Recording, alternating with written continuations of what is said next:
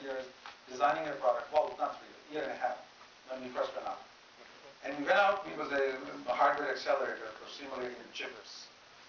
We worked 7 days a week, usually past midnight every day. Five people, then we had another maybe 5 to 10. And we went to this trade show, Design Automation Conference, and said, wow, look at this.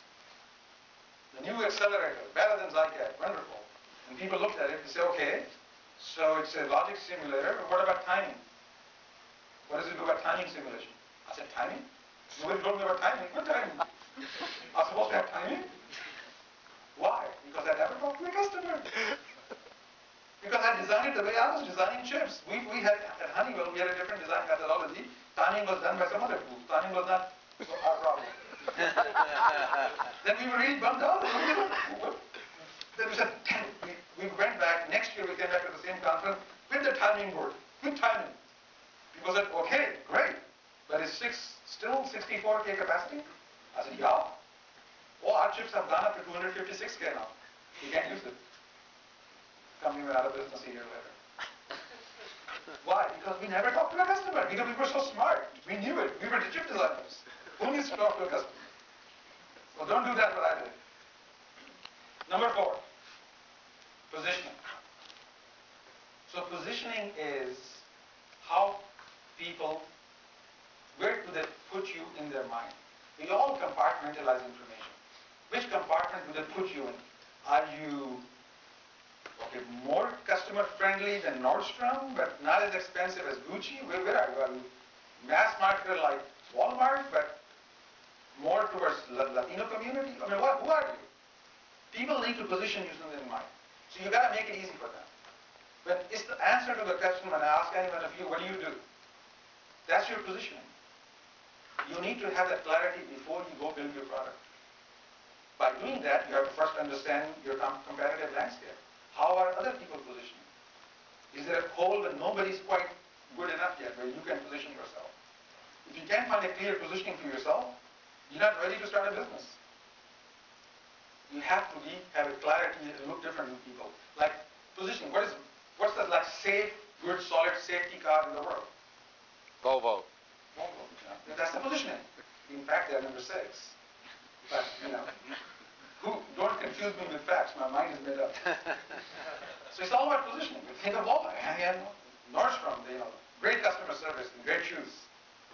Maybe, maybe not, but that's the positioning they've occupied.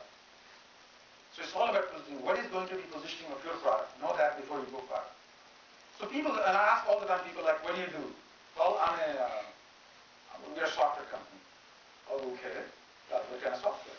Oh, Web 2.0. All right. Well, what kind of Web 2.0? Oh, it's a social network, of course. And most people are too polite to go any further than that. They say, okay, thank you, goodbye, and take the cocktail. Of course, I continue to probe till I get some satisfying answer because I'm too curious.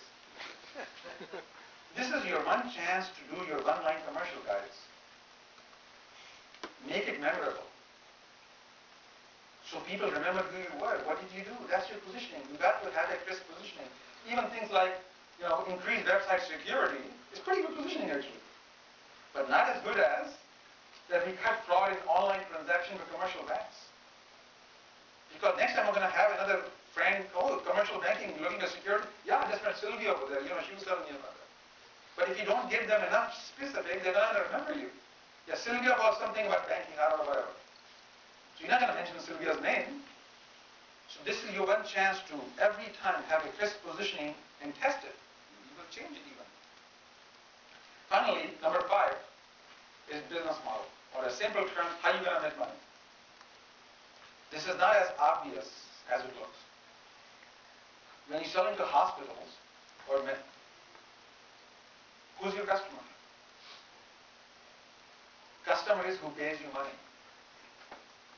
Company we were involved with, Vocera, they make this, the doctor has both hands in your kidney, the operation, he's not going to take it out, swipe it and call somebody. This is voice activated, wireless, very useful in hospitals.